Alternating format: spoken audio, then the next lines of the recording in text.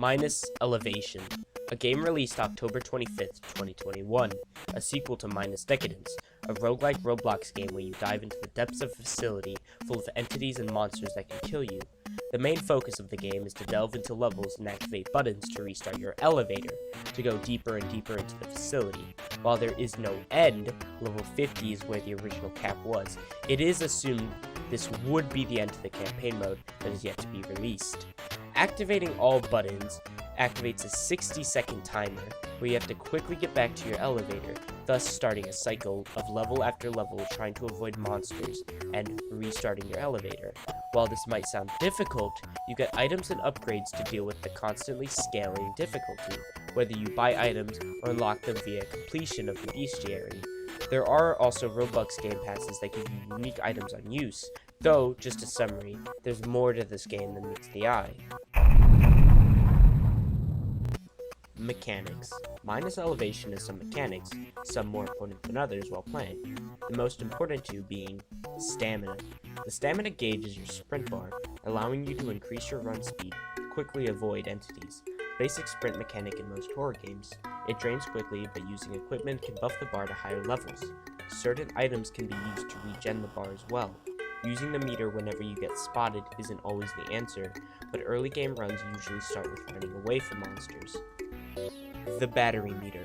This meter isn't drained normally, usually inaccessible for new players, but you can buy items that require batteries for special abilities, an example being Alchemy Set.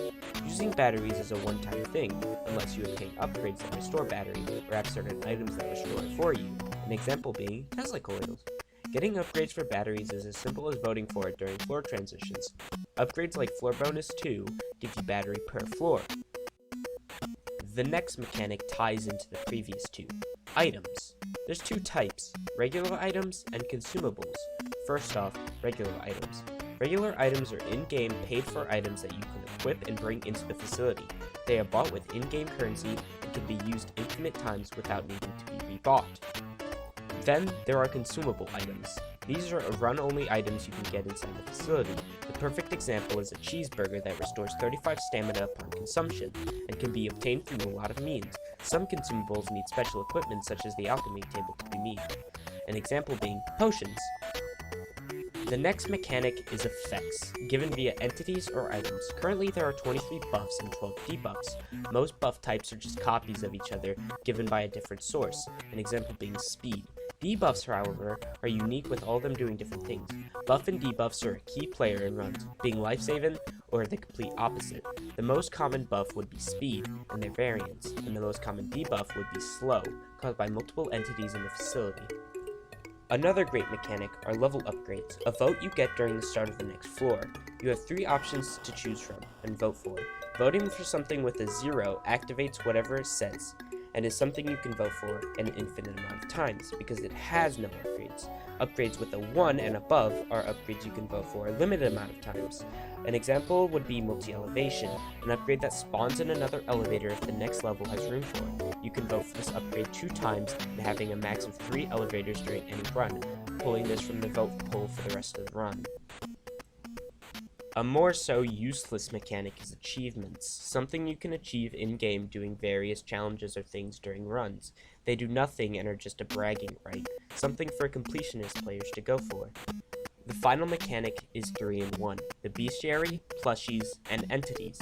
Bestiary is an in-game monster encyclopedia where you can gain info and see stats and lore on monsters you've gotten 100% info on.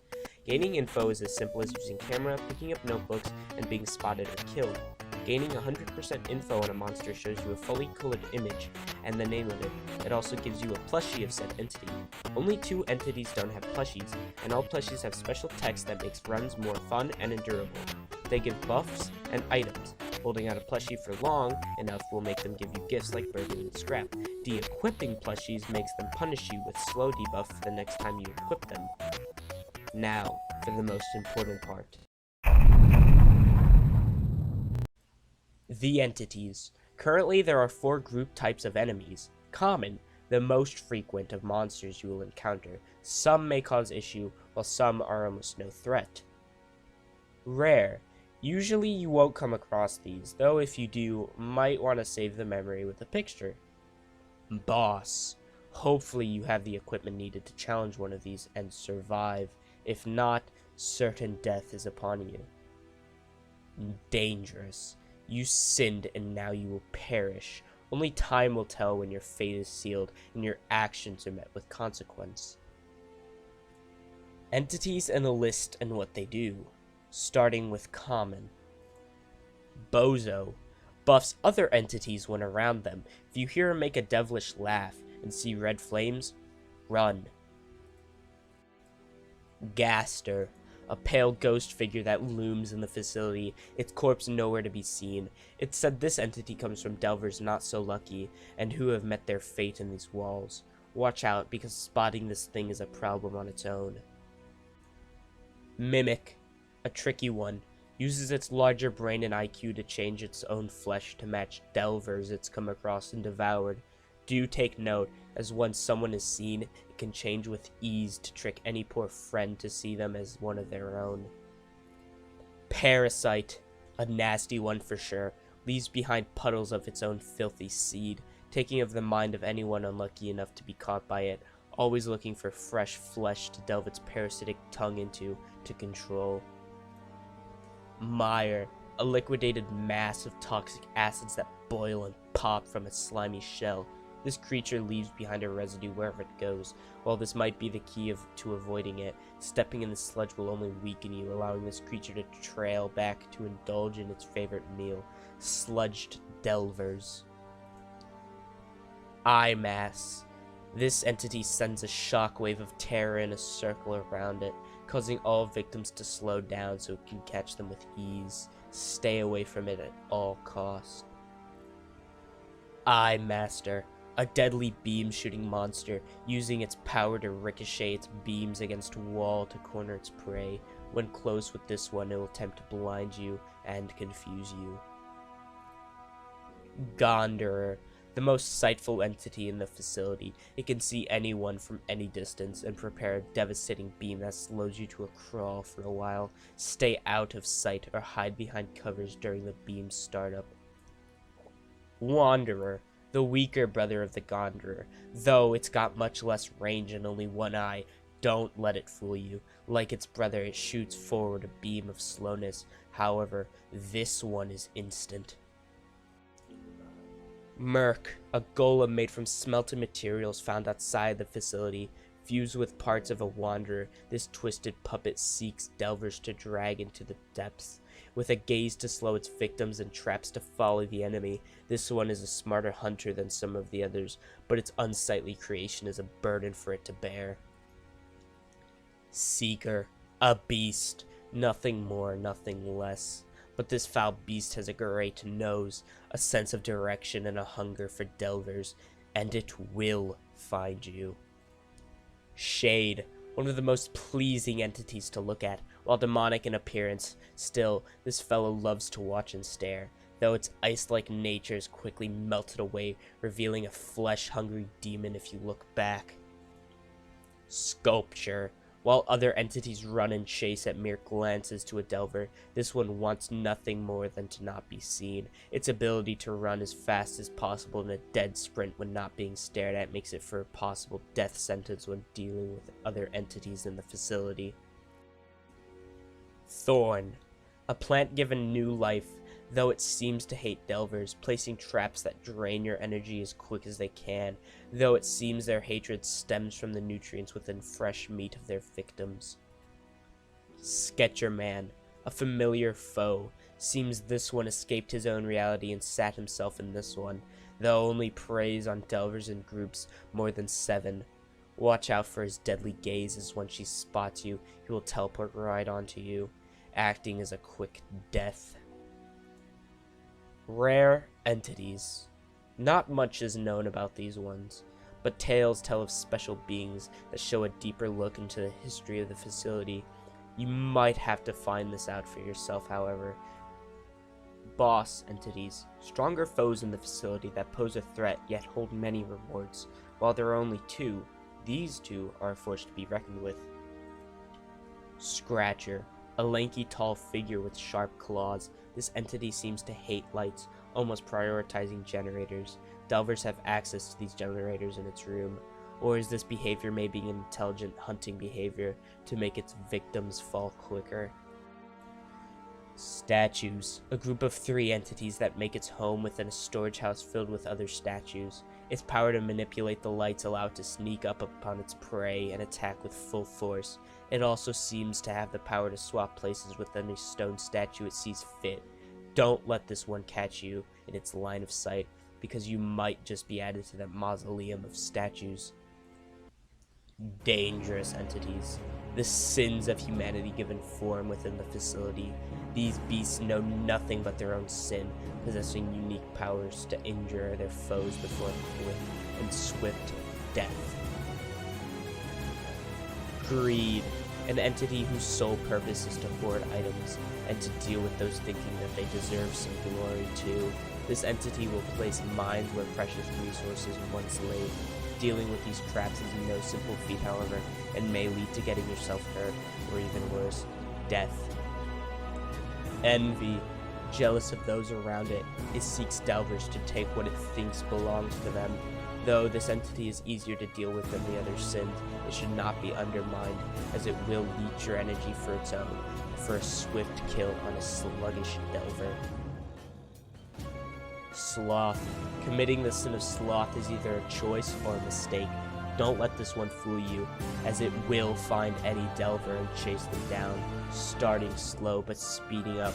Do not let this one steam up, because if it's given enough time, this one will make any chance of escape impossible. Desire. Knowledge is power, but is this power enough to handle the embodiment of it?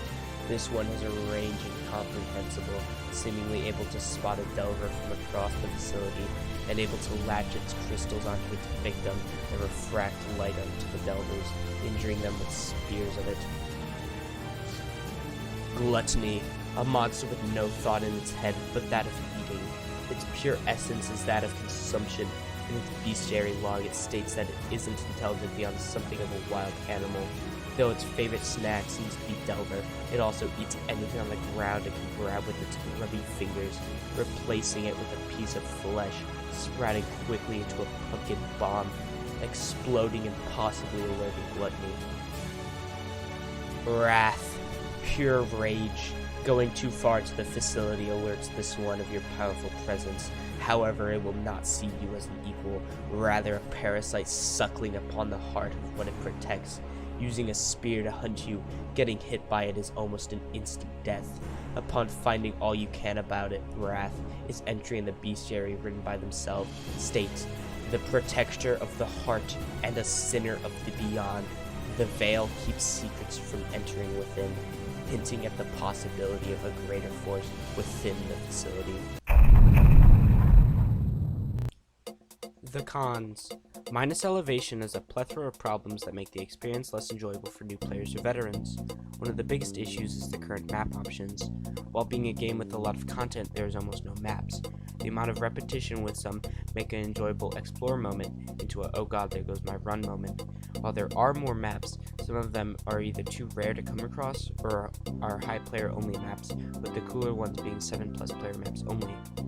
Another problem would be entity combinations, and some entities in general. The general community hates sculpture, being an entity you are forced to stare at. It seems like just a look at it all the time entity, right? Wrong. Every once in a while, the entity can blind you and move up close without being stopped, making it a waste of time trying to stop it. Another annoying entity is Seeker, being an entity that always knows where you are and is able to corner you unlike any other entity in the game besides Sloth. While a smaller issue, the term rare is just a shorter version for incredibly fucking time wasting. A rare entity, for example, called Barrel Baller, being a 0.01% chance, unless on the 19th of every month. Yes, it becomes less rare by 7.66 times once a month. This also expands into floors, with the White Abyss map being a 0.1% chance, and only spawning with Gasters, a cool mechanic turned into a waste of time via an awful spawn chance. A major issue that affects the player base would be how hard it is to get into as a new player, being unforgiving with no tutorial explanation on how the game works. New players must die over and over without being able to understand how the game fully works, leading them to leaving and never coming back. This leads to a low player base, with the current one being mostly veterans who have nothing to explore right now. One more con is limited items. They give a major advantage, this being the Primordial Party Hat, an unobtainable passive item that gives a plethora of buffs, unobtainable for normal players and a godsend for veterans that allow them to survive later floors. Another small gripe I have with the game is the fact that the vote system is annoying in publics due to players voting for worse options. Not a big deal, but this also ties into the fact that one of the upgrades is completely broken, being Button Sap 3. The upgrade states that upon activating a button, it would give info on one of the entities currently on that floor. It does nothing currently, a simple bug they could have fixed a while ago, but they have yet to as of making this video. This wouldn't be an issue if it wasn't for the fact that most people don't know this, wasting a floor upgrade that you could have voted for on something better. While there are minor bugs, they are definitely annoying, this being entity hitboxes being unforgiving sometimes, either due to entities being faster, due to lag, or the fact that where they are server side is different to where they are player side. Smaller issues I wanted to get off my chest is all. Now on to Minus Elevation has a lot of things to keep track of. First, I'll be going over tips for multiplayer runs, then tips on solo runs. First, multiplayer. Going into a public server with over 7+ people usually results in a lot of deaths during the first round, due to there being 3 entities instead of 2, thanks to the scaling difficulty making up for the amount of players. The best strat is to stay away from buttons or hallways you could easily escape from if being chased by an entity. This is because during the first couple runs you have no items to keep sprint up. Let veterans players do the work for you while you chill out and avoid monsters. Stay in third person and try to hunt for scraps of items players didn't see.